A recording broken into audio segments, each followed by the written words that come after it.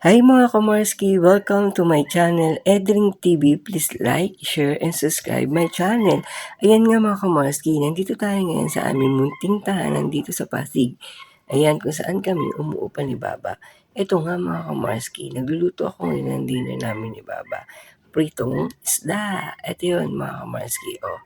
Yan dinner namin yan mamaya ni Baba. Tara, ikot ko kayo dito sa aming munting tahanan sa Pasig. Pero bago yan, wait lang. Nakita ko kasi bukas yung CR ko sa likod. Ayun yun yung CR namin dito. Wait lang. Wait lang mga kamarski isasara ko lang yung CR namin dito. Ayun bukas yan. Go, sara na natin. Ito nga mga kamarski, bagong ligo ako nito pero parang di naman. Halika mga kamarski, ikot ko na kayo sa aming munting tahanan. Ito nga mga kamarski, ang aming munting tahanan na sabi nila, maliit pero malinis at maganda. Ayun nga yung sala namin. Ayan, ito yung kwarto, sumunod yung kusina. Ayan, pagpasok mo sa pintuan dun sa entrance ng bahay namin, syempre mauuna muna yung sala, then sumunod yung kwarto, then yung huli, yung dulo is yung kusina at yung CR. Ganyan na kaliit yung aming tahanan dito sa Pasig. Pero sabi nga nila, maayos at malinis. Hala, tara, puntahan natin si Baba andun sa sala. Ayun hello ba? Hi ka naman. Ayun si Baba. Ito ang aming sala. Ayan. Kulay green talaga kasi paborito ko yung kulay green. Yan, ito naman yung kwarto. Yan, sobrang daming gamit nga eh. Sa sobrang damit, lalong lumiit ang aming munting tahanan, guys, mga kamarski. Kaya halika na, luto tayo ng iba pang ulam. Tara! Yan. Hi mga kamarski, ito nga, anong masasabi nyo sa aming munting tahanan dito sa Pasig? Ayan, please like, share, and subscribe my YouTube channel. Ayan, nagluluto ako ngayon ng pork chop. Oops, bukas ulit ang CR.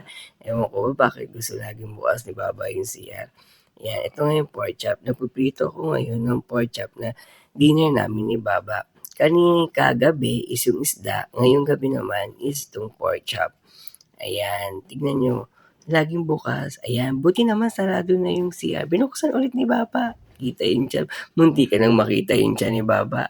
Ayan, munti ka na. Ayan, binuksan na naman ni Baba yung pinto sa CR. Sabi nga niya kasi para lumabas yung init. Kasi nandun sa CR yung parang exhaust fan. Oops, bukas na naman ang CR. Ayan, nakadalawang prito na ata ako niya ng pork chop. Pero ba ito bata si Q? Ano piniprito ko? Ayan mga kamarski, pagkatapos natin iprito ang mga pork chop, ang balak kong gawin dyan ay pork steak. Kaya maghihiwa na tayo ng sibuyas sa puti at pula at bawang.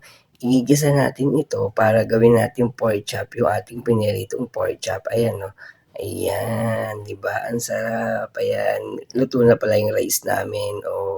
'Di ba bukas na naman yung aming pinto sa CR. Pero kasi nga mainit sa kwarto at sa sala pag hindi po bukas yung pinto sa CR.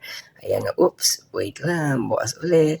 Ayan, piniprito ko na. Mukhang matatapos na ako dito magprito ng pork chop. Ayan.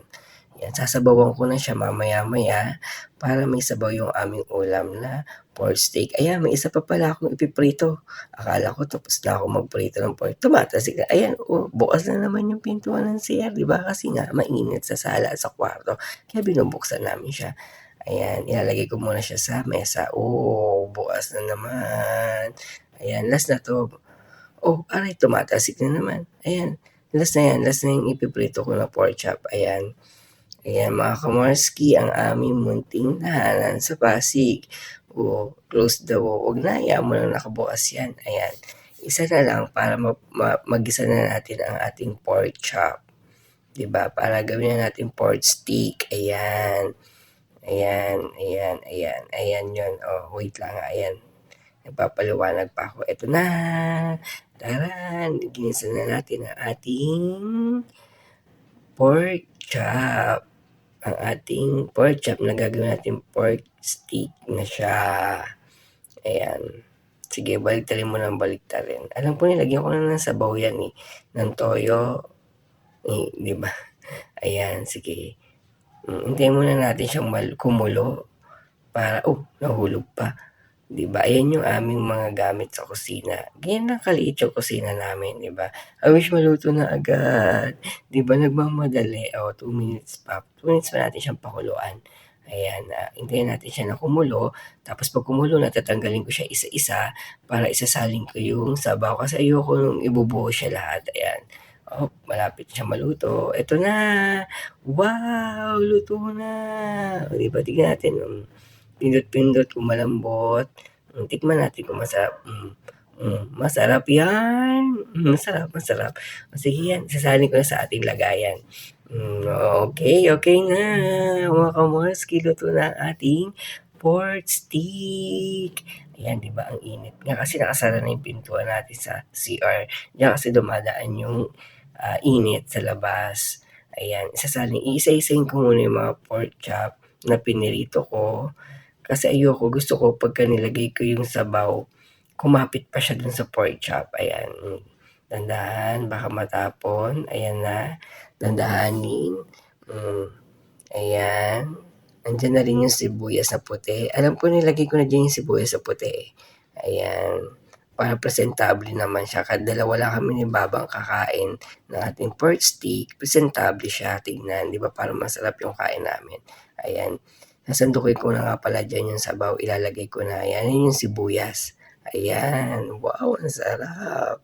Ayan yung ating sibuyas, yan yung sabaw niyan, toyo. Kaya naging pork steak na siya. Ayan, sasalin ko na yung sabaw na marami. Ayan, ayan. 1, 2, 3. Wow! Ayan.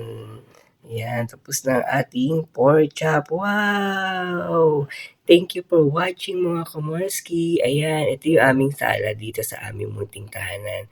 Ayan, thank you po sa ating mga masugid na manonood. Kaya don't forget, like, subscribe, and click here the bell button.